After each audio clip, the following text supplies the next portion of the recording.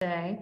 I will start with Carrie Guyton. APR is with the Nashville chapter. She is a strategic communications consultant who earned her APR in 2019 and served as co-chair of the Nashville chapter's APR committee last year, where she helped create and execute a diverse program. Oh, sorry, my computer got caught. She helped create and execute a diverse program to support a record number of active APR candidates in the chapter. Our second speaker is Kiana Pinkney, APR, who is Vice President of Strategic Communications and PR at EmployBridge, and who is with the Georgia chapter. She has more than 15 years experience and is going to talk about 3 ways that Georgia's APR group pivoted, supported, and celebrated their APRs. So I think I'm turning it over to Kiana first. Is that right? I will see if I can share my screen. Hello, everybody. How are you all doing today? Good. Hey, thanks for being here. I'm excited about it. This is probably one of my favorite topics. And so anytime I get an opportunity to talk about APR, I am all over it. I'm stalling a little bit while I'm trying to find my screen. Let's see. Actually, can you all see it now? Yes. And can you see it big in presentation mode? Nope. Okay. Yeah, it's just a normal PowerPoint screen. Give me just a second. Let's see if I can fix that. Is it too small to read, or is it big enough to read so I don't waste time? I think it's definitely legible. Okay, perfect. So thank you all again for having me. Like I said, this is one of my favorite topics to talk about. I'm very passionate about helping PR professionals earn their APR. So I will jump kind of right into what I think we considered our best practices. You'll see on this slide, I started with some of the things we were doing when we could touch people, see people, have real events, but then we pivoted really quickly because of COVID. And so you'll see some areas where I think we had to change to still be engaged and still be able to increase and keep our pipeline. So for PRSA Georgia, I want to start first with this, that our leadership team, from the board, president, very, very, very, very engaged, very supportive, and we can call on them for anything to support our APR activities. And so the first thing that I think, is a best practice for us, whether in person or virtual, is engage and connect. And I'm not going to drain the slide, but when we could meet with people, we would try to have at least 2 mixers at a minimum a year so that we could meet with the pipeline. So we could see people that are interested and have conversations with them and get them engaged and also get them connected so that they would have some resources. They would know who the committee was, if there was somebody that worked at their office or a close office, or sometimes they would come to the mixers and find somebody that they knew. But it was always nice to kind of connect them with other people in the pipeline and with our APR community. And then we always try to have a presence, whether a table or representative at our APR monthly meetings. Now it's a little bit different because they're all virtual, but we always try to make sure that APR was visible and present whenever possible.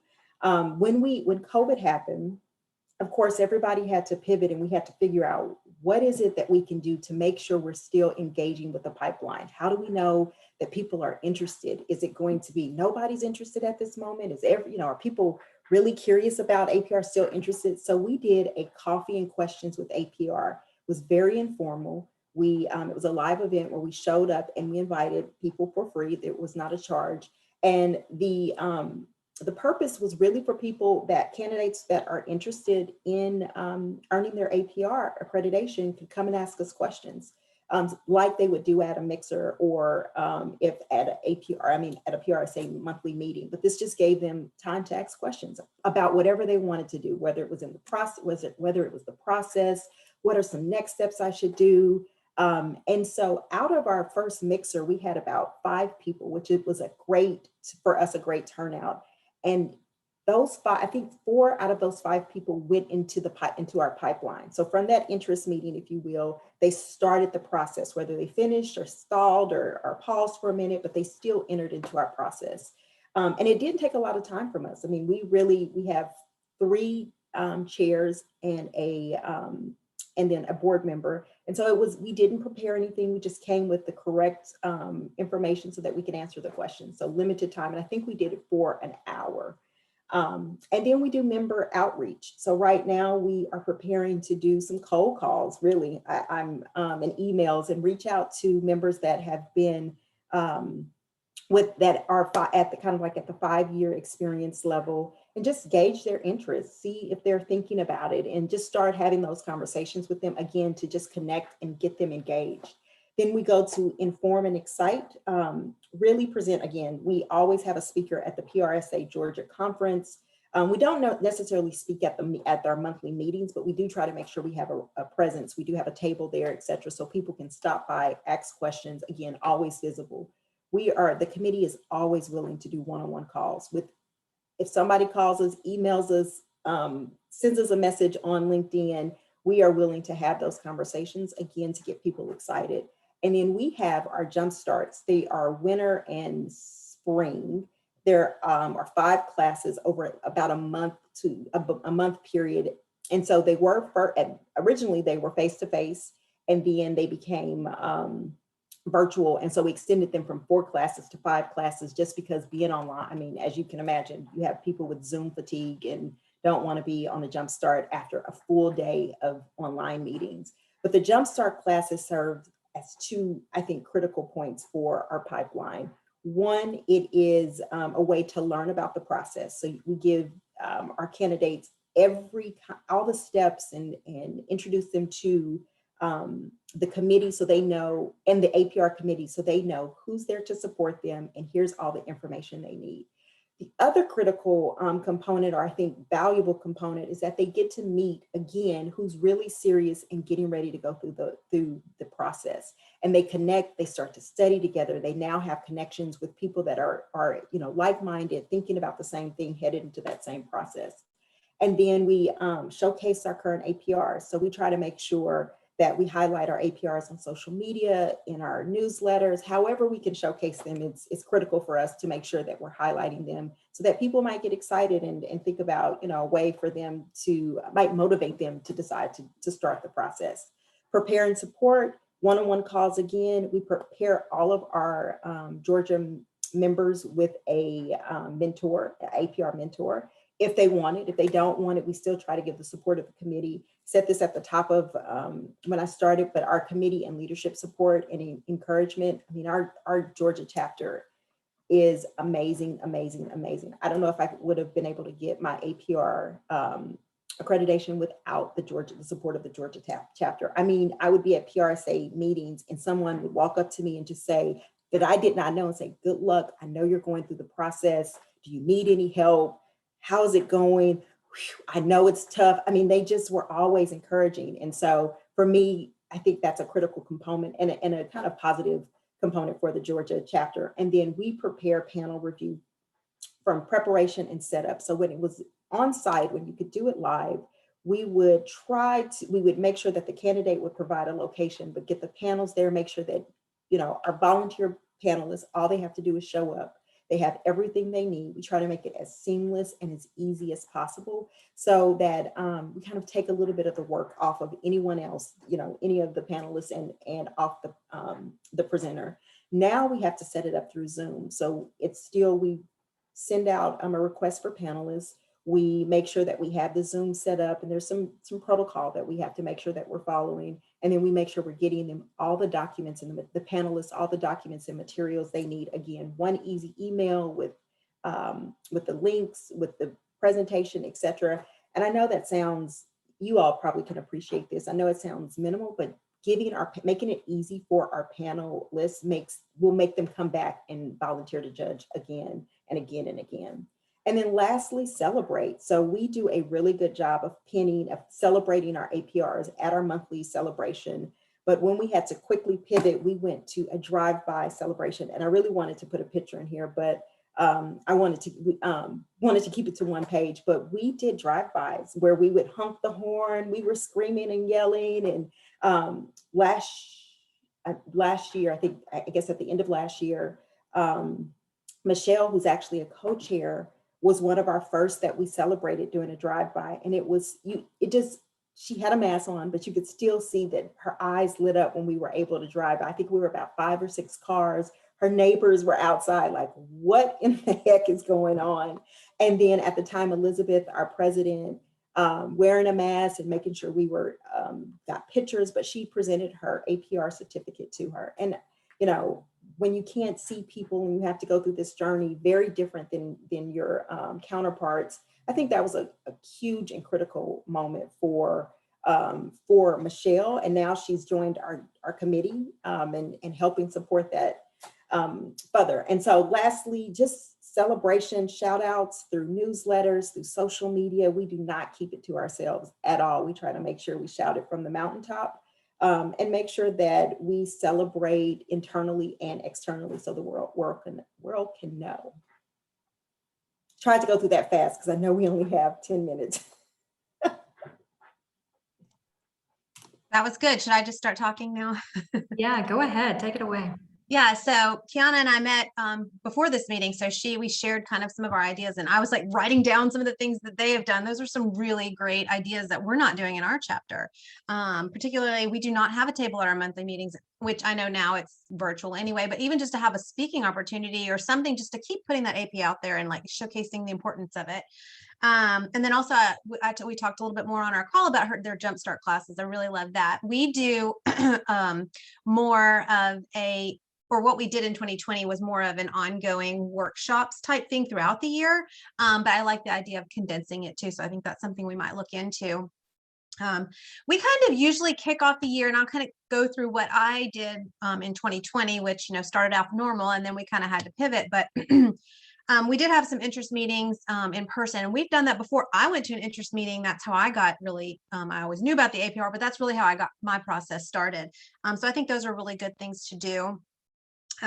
We too do a mentor program. I think that's super important. I love serving as a mentor. I loved having a mentor. I actually had 2 different mentors when I went through. So I think the mentorship program is really important. And in order to kind of make sure that mentorship program is strong, and you'll see some of the other ideas we have why we need to have communication with our local APR. So I think that's another thing that we kind of try to do on a regular basis. We keep those lists of who the local APRs are.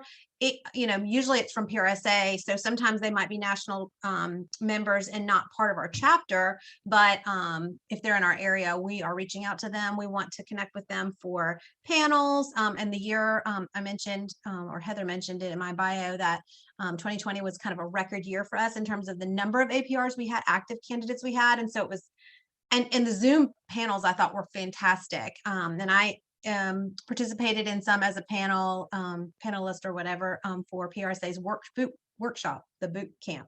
And so I love this virtual opportunity. I think it really helps the candidates. So anyway, that went really well during 2020 for us to do the Zoom the Zoom panels, but again, just kind of making sure that we stay in touch with our local APRs and have them engaged and excited about these candidates coming up through too. I mentioned the workshops, and we did some in Zoom, but we also I had a couple of APRs do videos for us so that they kind of put together what they would do, and they were able to work on it on their own time. I would say, hey, if you'll, over the next 4 weeks, we kind of had a deadline, and if you'll just work on something and get it back that way. I mean, with Zoom fatigue, we were not sure how much, participation we might get, but also it just allowed kind of anybody to look at it. And those turned out to be really great opportunities that we're still using again this year, so those are on YouTube, and we're promoting those this year to our hopefuls as well. The interest meeting too, as kind of like Kiana mentioned, was a good opportunity for us to get interest, but we also kept those lists throughout the year. So like as the new chair in 2020, I reached out to all the people who were ever interested over 17, 18, 19 or whatever from our list, and just kind of started with them.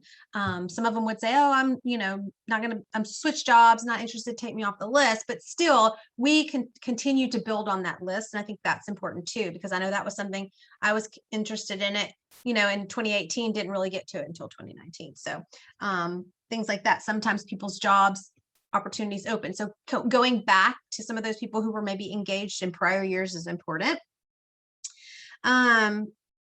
We did a lot of social promotion too, APR month in April. We did a lot around that, some content that we had gotten from national, but also just going through and like we had some stuff on the test. We had some stuff on getting signed up. We kind of looked at the process and broke it up into little pieces that we could promote throughout April. So that was a really strong month for us there. Of course, we tried to always have something in the e-newsletter, the monthly e-newsletter. And then the big thing that we really kind of launched in 2020 was a podcast. And it really wasn't just because, we're virtual, we need to do a podcast. To me, it was a good opportunity to A, touch base again with the APRs, but B, make the process seem very doable for candidates by hearing from local APRs who had gone through it. We called it the APR Broadcast.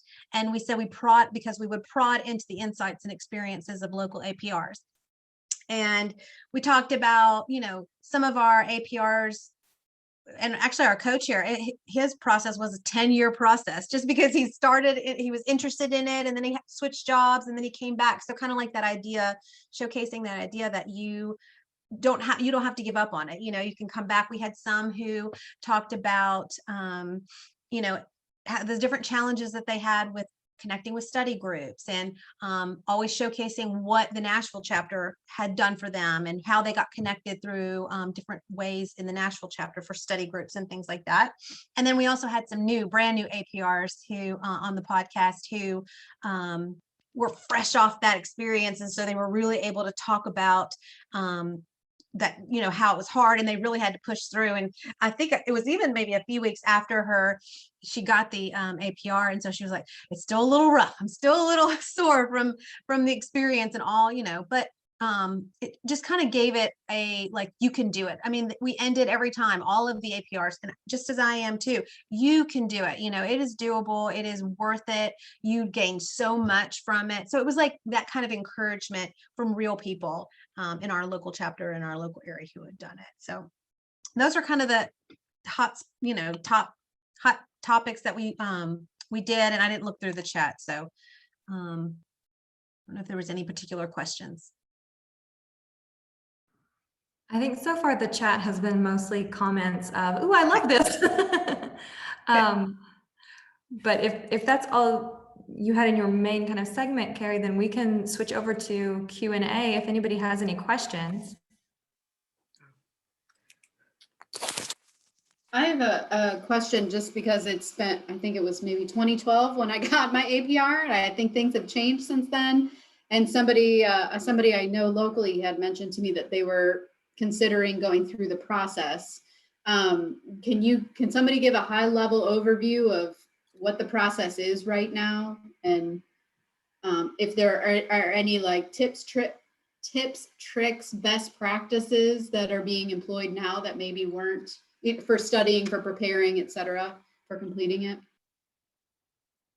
Sure, I can start, and then I'm sure Kiana can add to that, or anyone else who's got information on it. But one thing no one really told me before I went through the process, or really encouraged me before the process, was to study before. And I know when I did the online class, that's like kind of the theme of the online class, which I also found very helpful, is to study before. So I've been telling a lot of candidates that, kind of get prepared. I also, as a mentor, suggest that candidates go ahead and go to the praccreditation.org website and download the questionnaire, because that gives you an opportunity to really look at your career and where you are in your career, and maybe look at some of the programs that you might do for the panel. So that's another kind of pre-study kind of thing.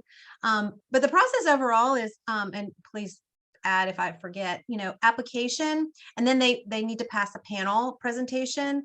And once they pass that panel presentation, there's the test. But then I always also kind of share with candidates to kind of time that out, because If you're ready and if you've done a lot of prep and you're ready to do your panel right off the bat, that's great. I didn't pass my first panel, so I had to have 90 days. I had to wait 90 days to do it again. And I tell people that, so they know, don't give up if you don't pass, but also chart that out because you might need that time, and then also give your time to study. And so I think, what have I left out, Kiana, in terms of the overall process? I'm always using something to reference. So this is Good. what we kind of share with our candidates, kind of the 5-step. And so studying, I think, is critical, having a clear understanding, but the first step is your application. Then we say study. So you really need to understand what you're about to step into and prepare before you even go to the panel. Then panel presentation, and this should be updated because it should say study more, study more, study more, study more. And then you have the computer-based examination and then renew. But this is kind of the high level 5 steps. Again, study should be 6 steps, and study really needs to go after the panel and before the panel presentation. There's not much that has changed in those steps. But there are some things like what we usually recommend is like, we recommend that candidates actually go into the Jumpstart before they apply, so they have a real understanding of what they're about to step into. Like, this is everything, this is your process. This is what it's going to take from a commitment, from a time commitment standpoint, studying standpoint, and what you need to know. So this is the official steps, but there are they can vary, and it depends on where you want to bring people in and help them. So when I took the computer-based exam, now again, this was back in 2012. I know the computer-based exam has changed some since then, but one tip somebody gave me was to answer the questions the way that they have laid it out in the book. Don't answer the questions the way that you would do something in real life, because we all know in real life that we often skip steps because of lack of resources, lack of time, we don't have executive buy-in, et cetera, et cetera. So is that still the case? I mean, is the exam still really heavily based on a textbook, or has the content changed in some way? Not to my knowledge, the content, and I have someone going through the process right now. It's really strictly, you think about it, think about theory, think about, this is the, like you said, the practice that the way that we should be thinking about doing it. And a lot of times what I tell when we do the Jumpstart, you do those steps, you just don't do them like 1, 2, 3. You may do 5 steps at one time. You're emailing your CEO, you're on the call doing this. There's multiple steps that you're taking, but you don't think about them as A, B, C, D. You think about them as you just get it done. So you have to really be very thoughtful, fully comprehend the book. I say that, read it from start to finish and really understand it. But 2, think about it, break it down, think about it from a, not necessarily always a practical, like how you practice it. You really need to think about how the book describes it and gives you the steps to do it. And try to marry the 2. Because a lot of times you're like, oh, I do that, but I just didn't think about it in 5 different steps. It was step number 1 for me. Yeah, and I always encourage, I know it's a cost, but I do encourage people to take the online class. And especially if their employer is willing to pay for it, or I say, if you have some professional development budget that, you could do the class for in your professional development budget. I just think that's so good. And like I said, they suggest a lot of doing it before you study, before you apply. But I still think either way, it's a good opportunity. And they walk you through all that. They really walk you through the tests. They're the most updated on how the test, is going. And I always encourage candidates to do that. And Rebecca asked a question in the chat. And the question is, I've also been advised to always pick the best option. Some answers may be right, but not necessarily the best, with the full process accounted for within the answer. So this goes back to studying and reviewing your study materials, because there is a right answer. And I know that that's going to sound counterintuitive to because there will be a lot of right answers, but you'll have to really think about and break down where you are and what the question is really asking, and really understand what they're asking you to answer it in the right way, if that makes sense. So they're not trying to trick you. The test is not trying to trick you, but when you study, you'll realize that and this was something that I realized, there was a lot of steps that I was taking, especially when I think about crisis management, a lot of steps that I was taking, but I didn't account for those steps. I didn't think about them as 1, 2, 3. I thought about them as I am on the phone with my CEO. I'm crafting a media statement. I'm sending an alert that you need to, there's an alert also being sent from somebody on my team to alarm everybody. I mean, all of those things are happening simultaneously. But the real question was, one of the questions that I think about was like, what is your first step in if there was a shooting, or I can't remember, I took the test in 2015. But what's the real first step? And so you have to really think about what that real true first step. And I will be honest with you all, I did not pass my computer-based test the first time. And it took me, and I took quite a bit of time to retake it, because I missed it by, I think, 1 point, and I was heartbroken. But what I did is I got a study partner. We were already kind of studying, but we got a study partner, and we met once a week for the time that she took the test first and she did not pass it, from the time we both took our first test until we were ready to take it again. And it wasn't just studying and highlighting the book. We were taking real examples and trying to apply it to based on the theory in the book. So trying to make sure that we can match it and think about it the same way, and identify some of these steps that we were clearly bundling together to get done, or weren't thinking about because they were just really intuitive. I had been practicing then for 10 plus years. And so I was just doing them. So it wasn't something that I was really thinking about. I was really just doing it and not thinking about it. Whereas for your APR, it encourages you to be very intentional about the actions and the steps that you take. And so that's kind of what the test is evaluating you on. And I would encourage, anyone else that has taken the test or gone through the process to weigh in. Those are amazing tips from both of you. Does I was anybody gonna else? say, you're not alone. I didn't pass my test the first time either. And that was because I was getting my master's degree at the same time, and I ran out of time. And so, which was stupid. Don't do that, people. Don't try to do those two things at the same time. But I ran out of time, and so I really didn't study. And I thought, well, I've been in the profession long enough, I'll just take the test and see what happens. And even if I score low, it doesn't matter as long as I pass. And I didn't pass. So then I got the tip, you really need to answer the questions the way that they spell it out in the book. And I was like, okay. So then I basically studied the book, and then I took the test again and passed. So. When I participated as a panelist for a boot camp a few months ago for PRSA National, we had a candidate who it's challenging because she had a lot of the greater knowledge in terms of how we can look at something in the RPI process and how we know research, planning, implementing, we know it. But when we were asking her some of the questions, so we were kind of preparing to pass her for the panel, but we were kind of digging in a little bit more on some of the specifics, and you could tell that she had not studied. And she was at the boot camp where you do the panel on Thursday, study for 2 days, and you do the test on Saturday or whatever. And so we kind of moved into encouraging her, if she doesn't pass the test at that weekend or whatever, not to give up and to go back and study, because you have to study. I mean, it was just clear that she was going to get tripped up on a lot of that stuff, because we do need the big picture,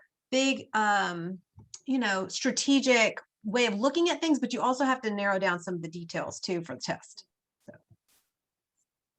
Someone in the chat has asked, what are some best practice tips for the panel presentation? And I know we're bumping right up against 2:30, so if somebody has to leave the call, I understand. But since we've got a question, we'll try to answer. So I would say you've already provided your questionnaire, and your questionnaire should be very detailed, in my opinion. Your questionnaire should answer all the questions. The panelists receive the questionnaire prior to reviewing your presentation, to seeing your live presentation. So your presentation should complement what you presented in your questionnaire. It does not have to be all encompassing because that is for you to talk through. So I would think about it in the way that you think about how you present, you're pitching something, a business case. It doesn't need to be catchy. It needs to have the information in it, but it doesn't have to have everything that your questionnaire has in it. Your questionnaire goes first, then your presentation is what you're presenting, and it's presenting the plan. It's presenting you're presenting yourself, you're presenting your plan, and you're presenting your project, and you should own that. You should feel very comfortable with what you're presenting. But I would make sure that it has every component that you need to think about it, from every component, from your research, your audiences, your tactics. Again, you don't have to go into great detail because you can talk through some of those things and you've already presented it, but you need to make sure you can highlight those things when you're talking over in your presentation. Carrie, I look to you. Anything? Yeah, I would just add that because my whole thing was, I know when I presented my panel for the second time, that I had to pass it, to the class, the online class, and they tore it up, but in a good way. And I know one of the things they said is, I don't see the RPI process. Like, this is great information. You did a lot of great stuff, but there's no clear cut, like, research, planning, implementation, evaluation, that is one of the biggest tips I give to people is just, if you can get whatever you're doing and you have something to present in all of those categories, and it doesn't even have to necessarily be this big successful campaign. If you evaluated it and you had these outcomes based on all your research and all that stuff, you've done the process. Like, you've proven that that process. And so I always just say, focus on the process and make sure, and I think Kiana, you were saying that too, but make sure you have, and part of that process is identifying your audiences, identifying your goals and objectives, know the difference between those kind of things. But really, the process, not about having this fantastic award-winning project. It's about following the process. And do you know it? I tell people all the time, this is not a judgment or a grade on your work. What you're presenting could have failed. I mean, it could have not met the goals and the objectives that you set. It could have not been successful in your manager's eyes or et cetera, but that's not what we're basing. That's not what the panelist is looking for. Everybody wants to present their best work, but if you went through if you want to present a project or a campaign or whatever it is that you went through the complete RPI process and you feel like it has all of those components that you can articulate, that you can show, present it. Because this is not a grade on, did your plan work? I mean, there are some plans that work that don't follow the RPI process at all. I mean, there's no research, there's no XYZ, there's no even evaluation at the end. So it's very objective if it was successful at all. So really don't think about this being a grade with the project that you're presenting or the plan that you're presenting. This is really your understanding of what it takes to be a strategic PR communication professional working in a leadership role. That's a great answer. And Carrie unfortunately had to jump off. She had another meeting at 2:30. But I want to thank Carrie and Kiana for being with us. This has been a great session. And Carrie has put her email in the chat if anybody wants to reach out to her with individual questions. And then you can always reach out to us. So thank you all for being with us today. We really appreciate it. And thank you, Kiana and Carrie.